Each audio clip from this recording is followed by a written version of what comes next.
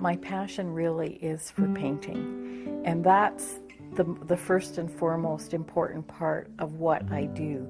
And then at the same time, I cannot lose focus to the fact that there's a business side of it too. And if I'm going to be successful and have the opportunity to pursue the creative side of what I love to do, I do have to keep track of the business.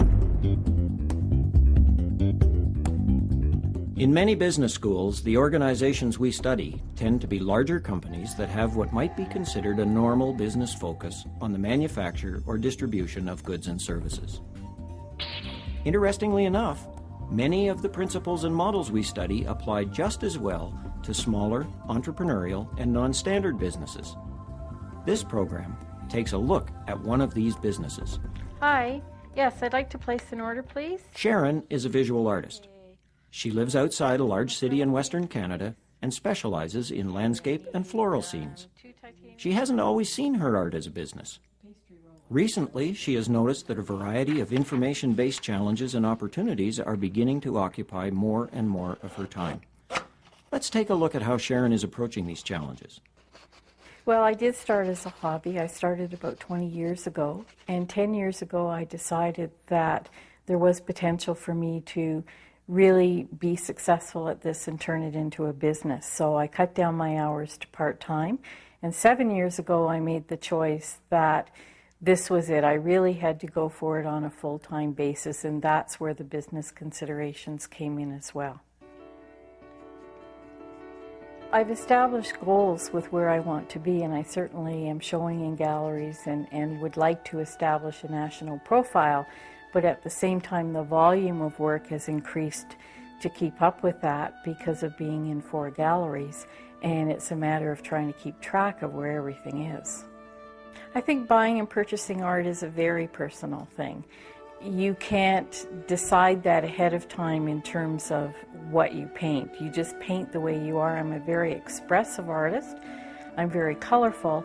And I would like to think that people who are buying my work are doing it because they're feeling some reaction to the work, and it's not just because it's going to suit their couch or something like that. The process in doing a painting or a piece of lino cut or clay can be very different depending upon the location you're in, the type of medium you're working in, how big you want it to be, and certainly the weather. I do a lot of painting outdoors. I'm used to dealing with inclement weather, but I can start with a sketchbook and using pen and ink or filling in watercolor, and sometimes I'll actually take the large canvas and work with the oils right outside. And then that product is brought back to the studio, and I decide what I'm going to do with it from there.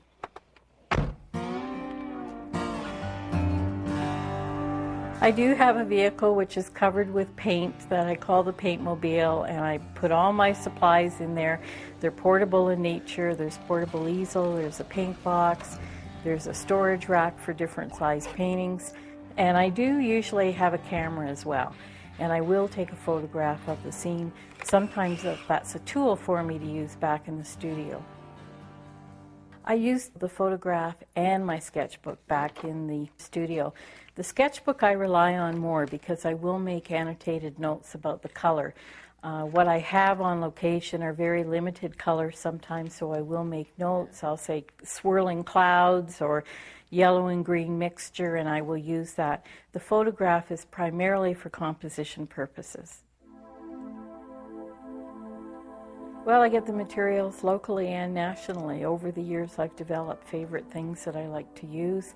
I do need everything from oil paint to canvases to even shipping materials and business cards. So I have a little area in my filing cabinet where I keep catalogs, and sometimes it's a real problem keeping track of, what would be the best. Is there a volume discount for this place? Is there a certain time of year that some place has a sale? But as best I can, I try to keep track of those things. I probably paint about 80 paintings a year. The size, however, would vary. I mean, that could be from a little completed watercolor sketch right up to a 4-foot by 6-foot painting, and then ceramics. So I just have a sense of what I need, and I try to order in bulk, but it does vary. The number varies, and it's difficult keeping track of it all. What I try to do is to catalog the pieces upon completion. And when I say completion, I mean when it's ready to have a signature on it and get sent to a gallery for consideration. And I do that by using a catalog numbering system, which I started a few years ago. Seems to work for me. It gives me the year that I complete the painting in, and then the number that it is within the year, whether it's the 25th painting or the 50th painting.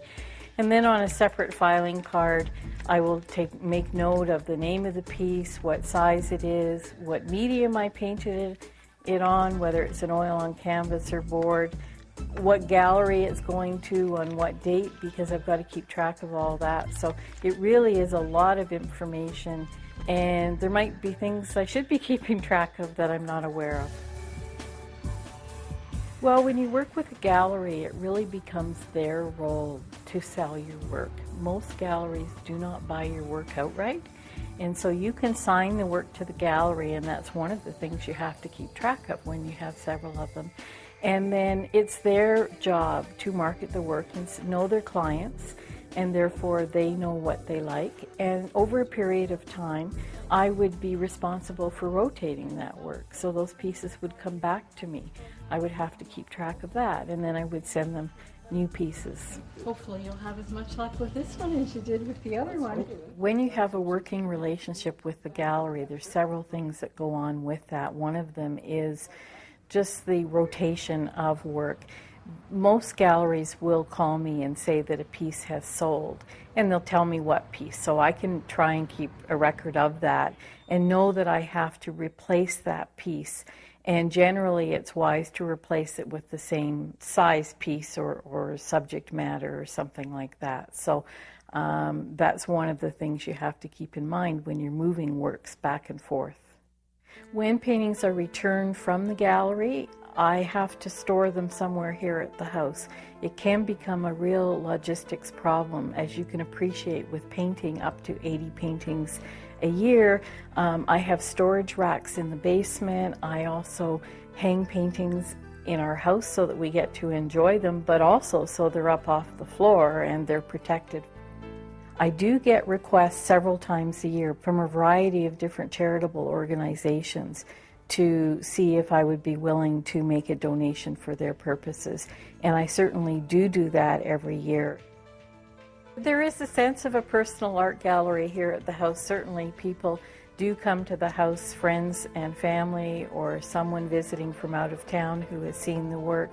Generally speaking, though, the gallery is your primary representation. It's a more professional approach, and also galleries in a certain city want exclusivity to your work, and that actually increases your credibility as an artist.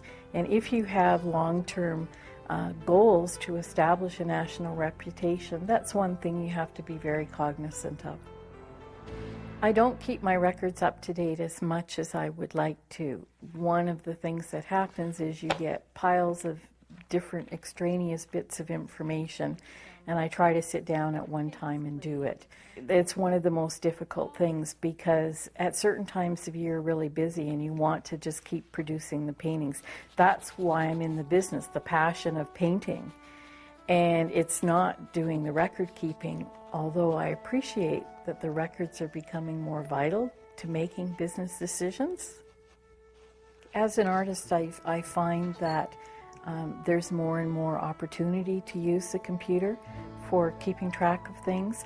I do make an attempt to scan most of my images so that I have a record of them, but then I have no place to put them. They're just scanned images. Also, I find that more of the galleries are starting to use email as a means of communicating with the artists. It cuts down on the time, and also then I can send them images and they can assess what paintings they might like. And also there are more and more art business type of newsletters that are appearing on the computer, and I can use those for a resource as well. But it's all very disjointed at the moment. It's little bits and pieces. And then I am being asked every so often if I have a website yet for my artwork. So I haven't made a full commitment to that, but it's something I think I certainly should be assessing in the future. If I'm going to be successful and have the opportunity to pursue the creative side of what I love to do, I do have to keep track of the business. And it's a really fine balancing act, because the reality is you do need to generate some income to pay your bills, and at the same time you want to have time to follow the creative process and the real passion for what you want to do. And that's the matter of the art of business, and then also keeping track of the business of the art.